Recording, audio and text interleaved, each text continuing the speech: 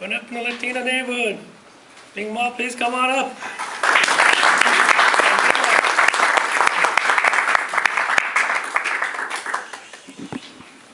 A few years ago, when I was visiting Asia, I witnessed Western food invasion everywhere.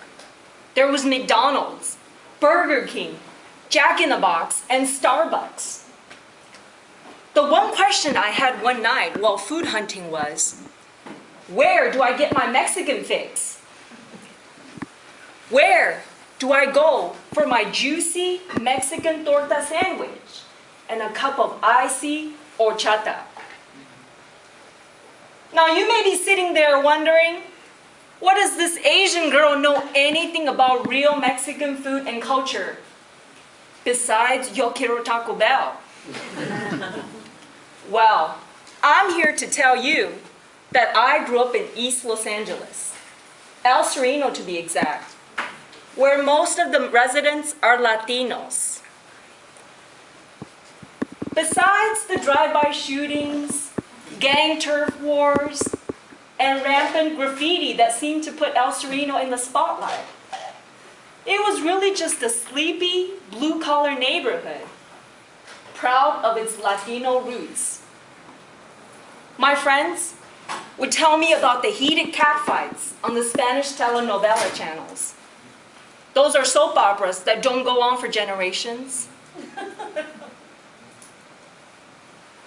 Whenever there was a soccer game playing on the Telemundo channel, you can hear tears and cheers throughout the blocks as the announcer yelled, "Go!"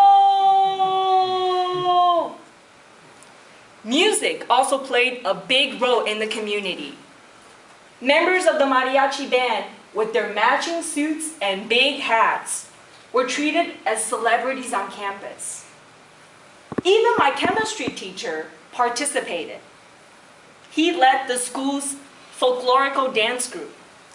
That's a dance where the girls have flowers in their hairs and wearing long flowing dresses, and the guys, they have on some really tight pants.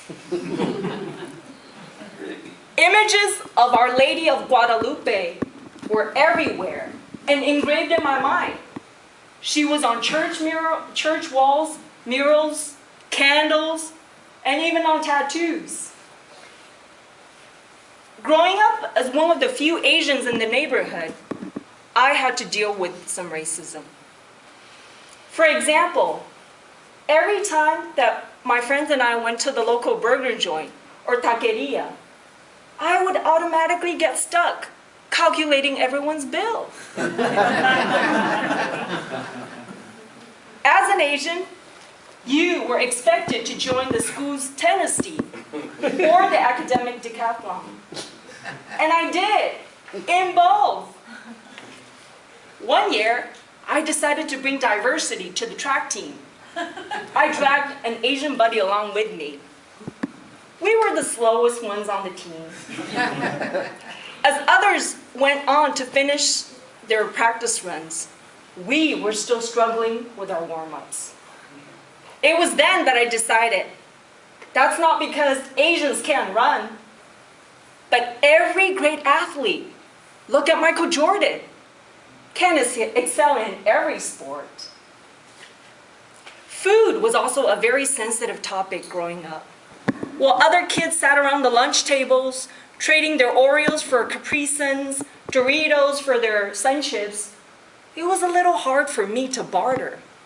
When all my mom packed for me were seaweed, fried octopus, and rice crackers.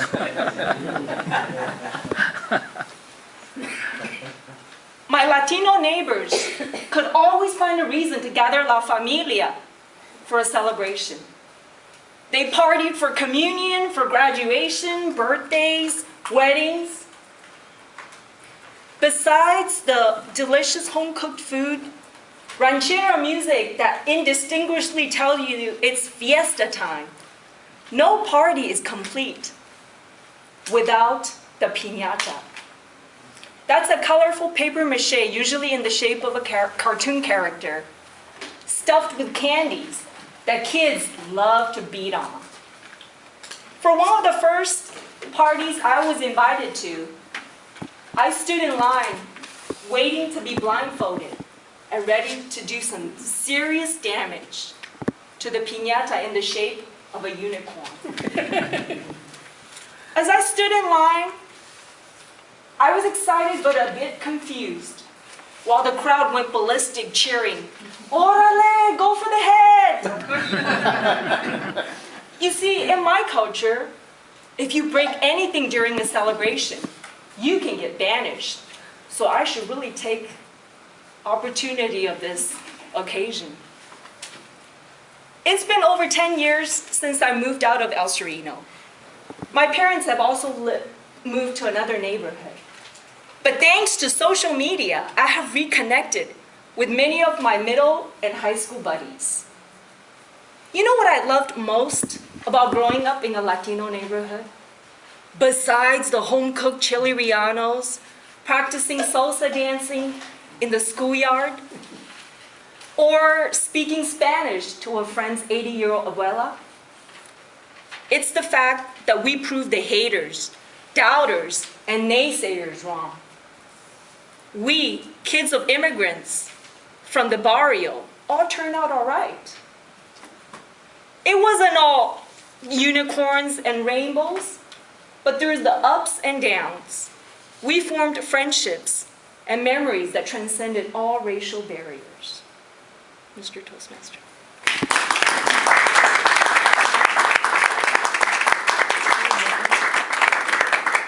Okay, minute of silence, please. Thomas, please let me know. My minute